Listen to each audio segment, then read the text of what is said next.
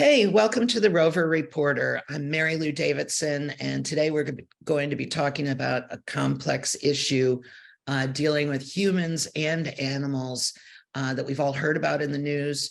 It's called animal hoarding, and we're joined by Dr. Kathy Competus. She is a doctor of clinical social work, and she's really dug into this issue. She's also an assistant professor at New York University. She's done tons of research, and she's going to help us unpack animal hoarding. Welcome, Kathy.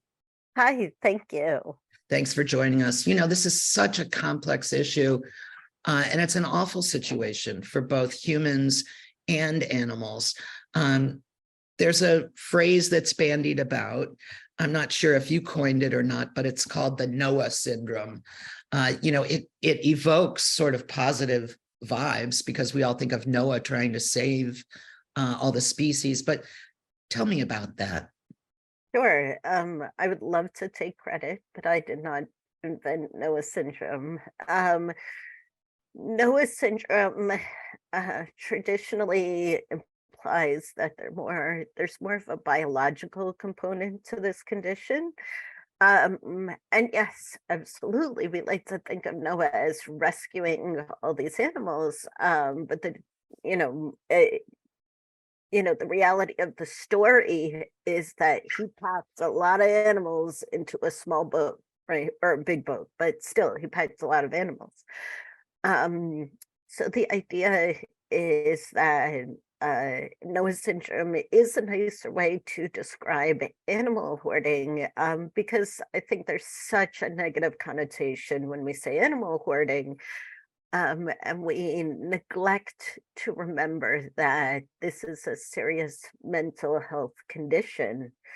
It's a syndrome, it's an illness, and it is something that we need to treat and respectfully rather than just, reject and marginalize the people who suffer. Right. And Noah syndrome isn't really one size fits all hoarders. There are different types. Can you get into that with us? Absolutely. So firstly, I just want to mention that animal hoarding is not just about having a large number of animals. Really, there's no set number that people have agreed on. Really, it is somebody who has a large number of animals, but that also lacks the insight to realize that they are unable to care for these animals.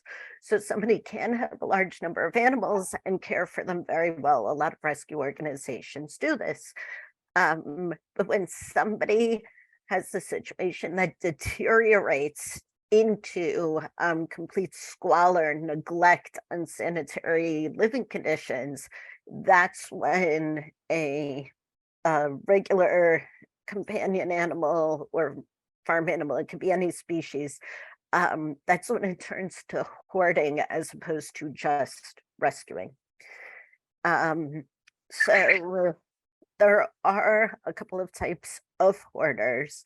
So the three main types of animal hoarders that we like to describe, one is the overwhelmed caregiver. So it is somebody who essentially has pets, and they get a few more, and it just gets out of their control. So sometimes these are people that may be caring for the animals very well, but then suffer from a serious physical illness such as cancer, where they might be undergoing chemotherapy or something like that, and they are no longer able to care for the animals.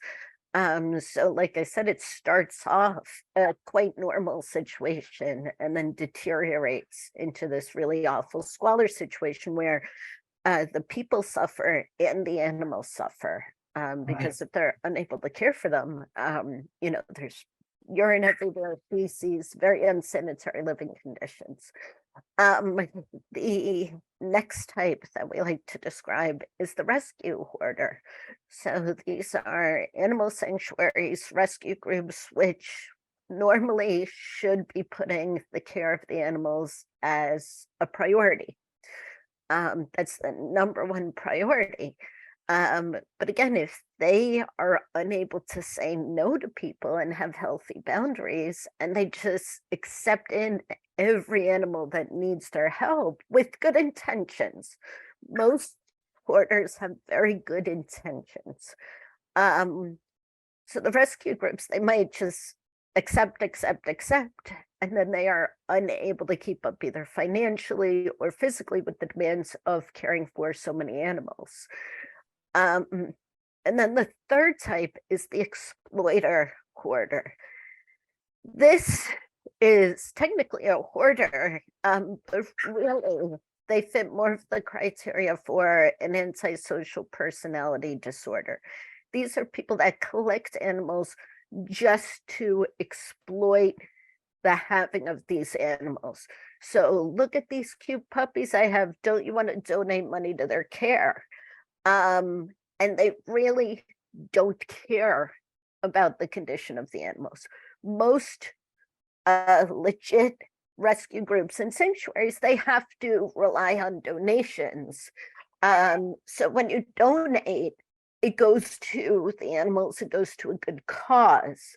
The exploiter, as the name says, exploits our kindness, exploits the needs of legit sanctuaries and rescue groups, and puts the money in their pockets, right? So is there any overall federal agency that regulates 501c3 or rescue groups? Theoretically, I mean, 501c3s are regulated. You can lose your nonprofit status. But the really, as far as I know, and I'm not saying it doesn't exist, I'm just saying as far as I know, really the Department of Environmental Conservation, Mental Health and Hygiene, all these organizations are so spread thin that they're unable to do regular checks on all the rescue groups that exist. And most rescue groups, again, do really good work.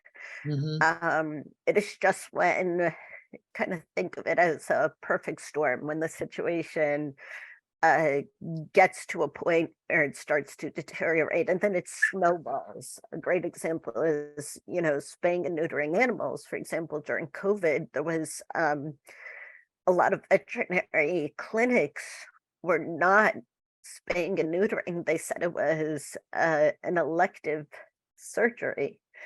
And so there were quite a few people who wanted to get their animals spayed and neutered, but they had limited options because of this, because people were trying not to pass COVID around. And so the animals multiplied. So, and then they went from a normal caretaking situation to overwhelmed Right, caregiver, right? right. So when a situation is exposed or discovered, we'll often see the local news guys out there with pictures, and the rescue groups and shelters come together to help get the animals off to medical care and hopefully to be rehomed. Sometimes the people are prosecuted and sometimes they just kind of fade away. You don't hear about them.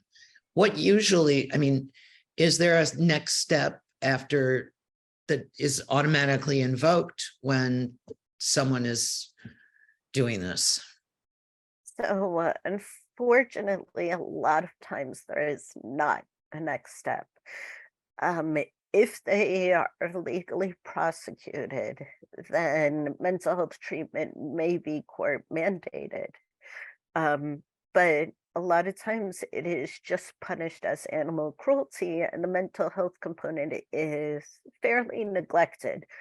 So with animal hoarding, unfortunately, there tends to be 100% rate of recidivism, meaning that the people start hoarding animals, um, for various reasons. They get discovered. They tend to isolate and become more secretive as it happens. Think about it. If your house is a little dirty, you tend to not want guests over, right? So when their house really deteriorates into a squalor situation, they isolate more and more.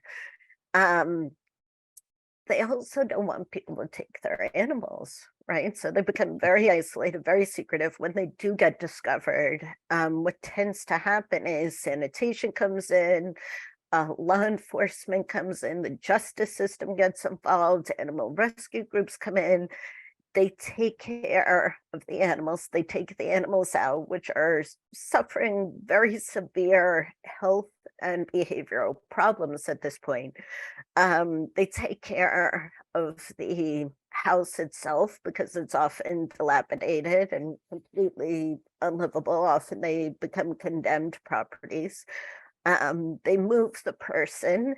They may get them some case management, so help them find housing or, public assistance kind of thing if they need it.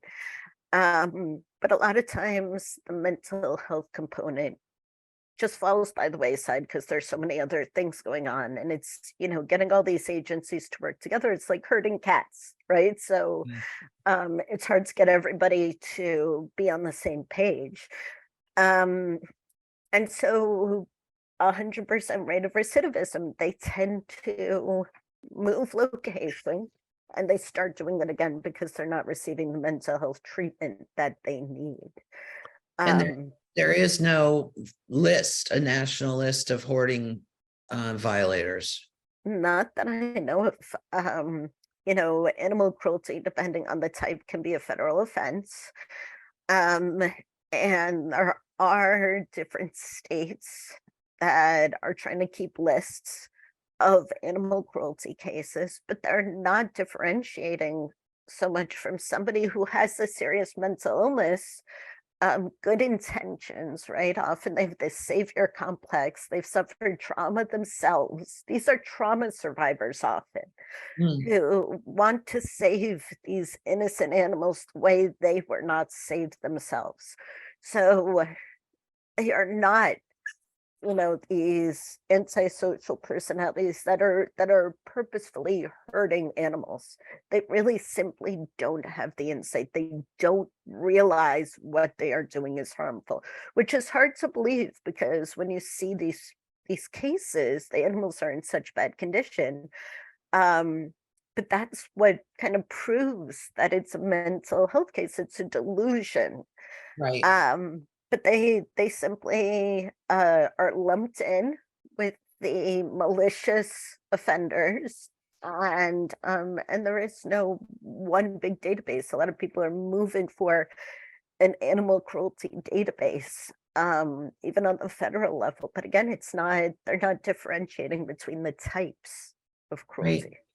So, I mean, we've talked a little bit about how people start to be less inclusive and, wanting to isolate more. But how do we spot, a hoarder in the making among our friends or neighbors? Right, absolutely. So, the first sign would normally be, a large number of animals. But like I said, that in itself is not criteria. If the animals are going to the vet often and spayed and neutered, if the care of the animals is the priority for this person, if they are able to financially maintain these animals, if their house is sanitary and clean, then this is not a hoarding situation, right? So you absolutely said it. Somebody who is isolating more and more, their house perhaps is filthy, they don't want people over. They a lot of times, like I said, these are people who have suffered some sort of trauma or significant loss. I certainly don't want to put any stereotypes out there because there are different types, different populations, different demographics that can hoard. But statistically, the majority of people who hoard animals are women in their 60s. They usually have had the sudden loss of their partner or spouse. They have hoarded for about 20 years. This is not something that happens overnight. On average, 20 years, and they have usually a about 40 animals or more, what we find happens is that they will say they have 40 animals, but they simply lost count. So they'll say they're 40, will go into the houses and they will have 60, right? Yeah. And I think also as friends and just humans, we have to be respectful. And if we have a friend, let's say that we know is a cat lover, and we find a kitten outside, not to just drop it off with our friend knowing she'll take it, because we could be Absolutely. contributing to the overwhelm. And obviously we don't want to go there. Speaking of cats, it seems like, there's the crazy cat lady phrase, right? And Right. it seems like cats would be more likely to be hoarded. Is there any truth to that? Um, there's not, so there are very few actual formal studies done on animal hoarding.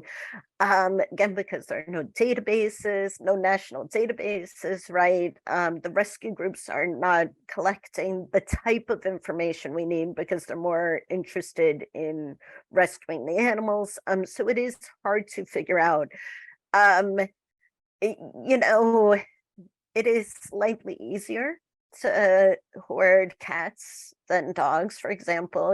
Cats are smaller, they move around a lot more, right? They don't bark. Rather, they don't bark, they're more quiet, right? So it's more covert, absolutely.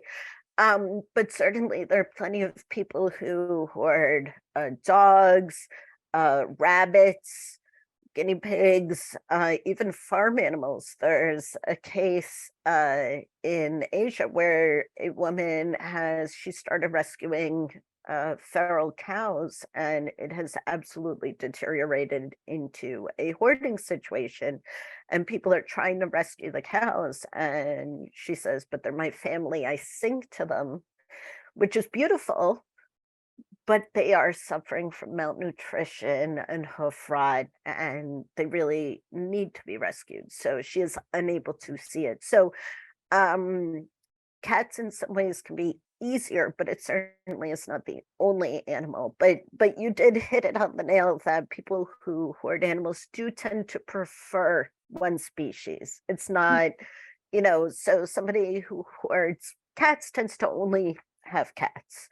Not that they can't have other animals in the house. Sometimes they do, but they tend to prefer one species over another.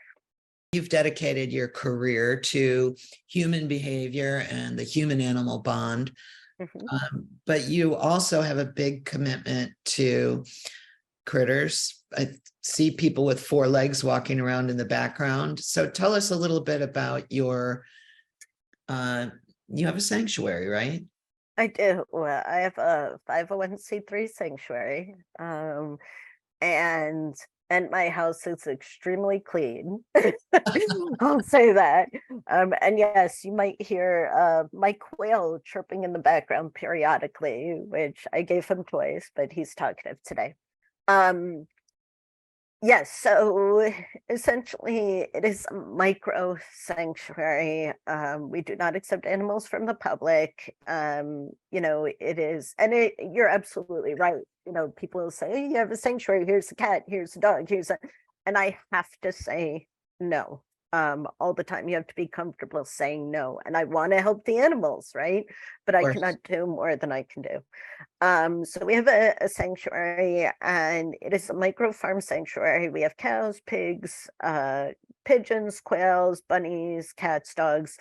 But we are very much dedicated to studying the human animal bond and promoting the human animal bond. And as a psychotherapist, I've done a lot of work in animal assisted therapy with trauma survivors. So we just are interested in looking more at the healing power of pets. And it's a subset of what we call ecotherapy, right? How being connected to nature yeah, is healthy for absolutely. us. Yeah, I love that. I'd love to have you back at some time in the future and talk about that, because I think it's something that we all experienced, just the joy of going for a walk during COVID, which we probably didn't do because we were so busy walking to that destination that we had to Oh, make it to, absolutely. right? Well, Kathy, thank you so much. Your expertise is greatly appreciated. And I hope that this helps people have a better understanding and be more compassionate towards those folks that suffer. And of course, always help the animals. Thanks for listening to the Rover Reporter. We'll see everyone next time.